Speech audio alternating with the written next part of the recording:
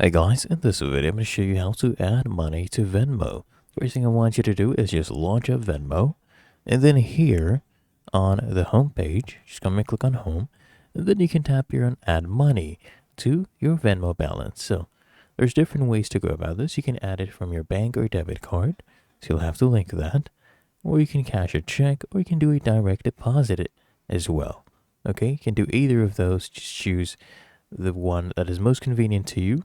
So let's say, for example, right here, you enter the amount, let's say $1, and you can, of course, add your bank or debit card to go ahead and add this money. So let's do $1. There you go.